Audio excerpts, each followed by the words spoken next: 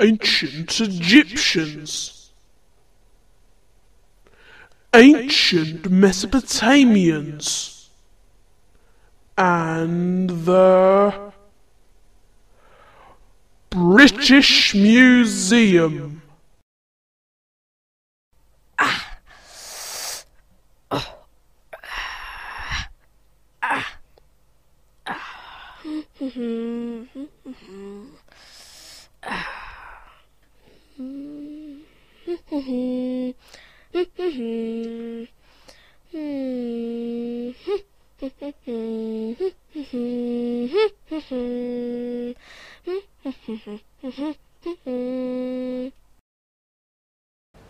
Hi, I'm Henry McCall.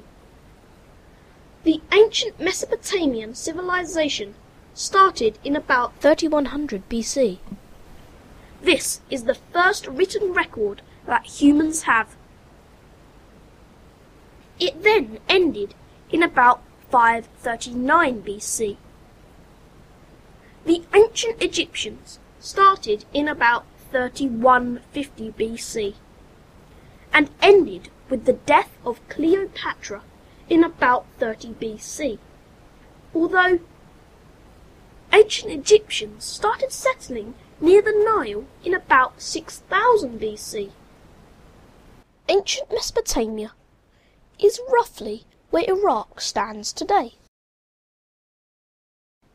And ancient Egypt, more or less, has the same boundaries as modern-day Egypt.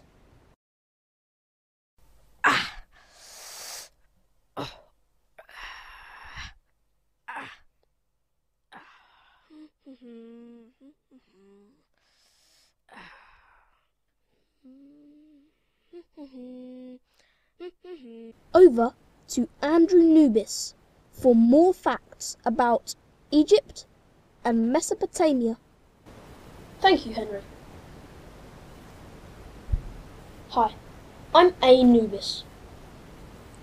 Did you know that the ancient Egyptians, both men and women, wore makeup?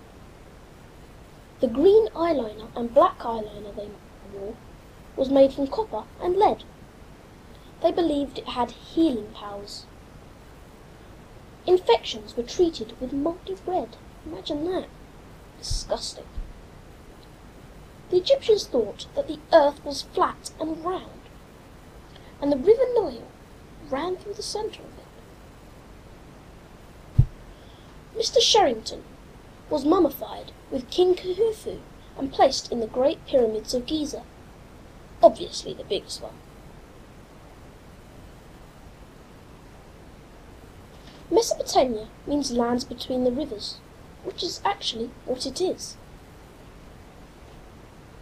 Mr. Barrow was born in about 2300 BC and is a Mesopotamian god.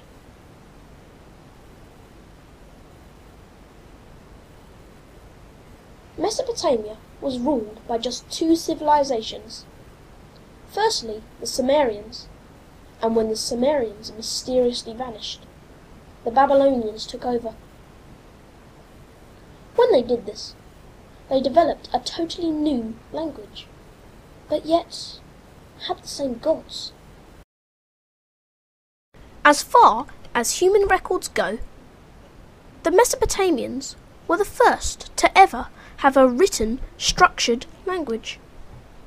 Their writing was called cuneiform. It involved a series of impressions into clay using wedges. Before that, it used to be just simple drawings of what the shapes looked like. Here, I will be using Play-Doh rather than clay.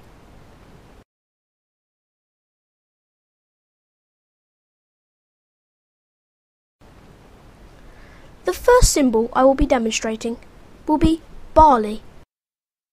Notice how it has developed from a picture into a symbol.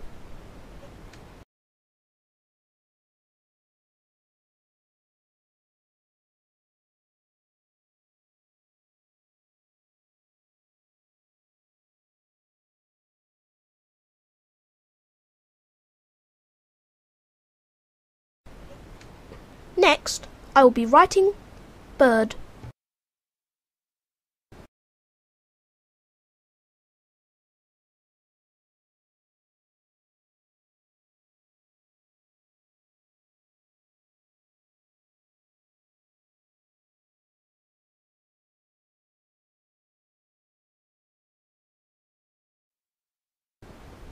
Notice how it has also developed from a rough picture into a symbol.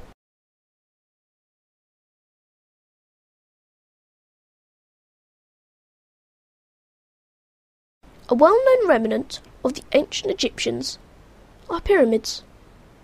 These were the tombs for pharaohs. One of the first pyramids built was the Pyramid of Djoser. This was built in about 2600 BC. Originally, it was surrounded by a 34-foot wall, which had 15 doors in it. But only one of these doors opened. Some of the most well-known pyramids are the Great Pyramids of Giza. These were built in about 2540 and were finished in about 2560 BC. These were built for King Khufu and his two brides, him being placed in the largest one in the centre, and his two brides either side.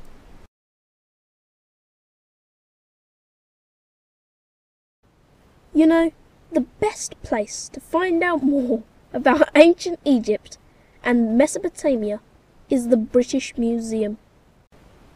The British Museum was established in 1753 through the bequests of the physician and scientist Sir Hans Sloane. The museum first opened to the public on the 15th of January 1759 in Montague House in Bloomsbury, on the site of the current museum building. The size of the museum and the number of its exhibits expanded over the following 250 years, mainly as a result of the expanding British Empire. Collections related to natural history were separated, which eventually created the independent Natural History Museum in the early 1960s. Book and manuscript collections were also separated, which eventually gave rise to the independent British Library, which moved to its own building in 1997. The original 1753 collection has grown to over 8 million objects at the British Museum, 70 million at the Natural History Museum, and 150 million at the British Library. The museum has expanded and been renovated throughout its life. One of the most stunning developments was the creation of the Great Court, with its flowing glass roof completely covering the area surrounding the original reading room. It is the largest covered square in Europe. The museum's collection of about 8 million items is one of the greatest in the world, including works from all continents and most civilizations, preserving the story of human cultural development. We now go back to Anubis for more detail with the family that has recently visited the British Museum. Thank you, Henry. So, Mr. Peebles, what did you learn at the British Museum? Let me think. Yes, I did find that the chocolate muffin served in the coffee shop was very moist. Is there anything else? The toilets were very good. A little bit of a walk downstairs, but very good. Well, what about the exhibits, then? Exhibits at the museum. Oh yes, exhibits, yes. There were many fine exhibits on the Egyptian period and the Mesopotamian period. I see. And what did you learn? From the exhibits or the muffin? No, the exhibits. The exhibits, I learnt a great deal about Egyptian and Mesopotamian history. I see. History. Well, thank you for your time, Mr. Peebles. Thank you very much. You're welcome. We now move on to our next interviewee. And here with us now we have Miss Peebles. Miss Peebles, what did you think of the British Museum? I thought the exhibits were quite intriguing. They showed us unique displays such as the Rosetta Stone. And what has the Rosetta Stone taught us? The carvings on the stone helped us to translate Egyptian. Egyptian? Wow, that's quite interesting, isn't it? Yes. I agree with you.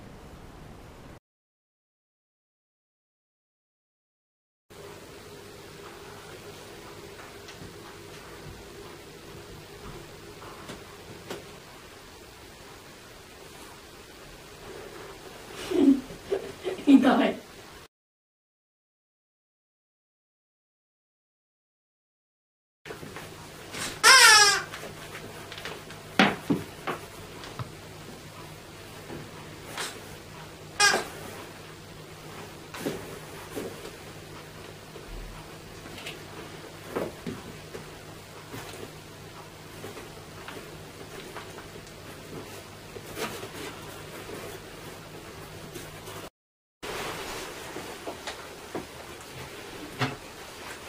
Hi, I'm Anubis.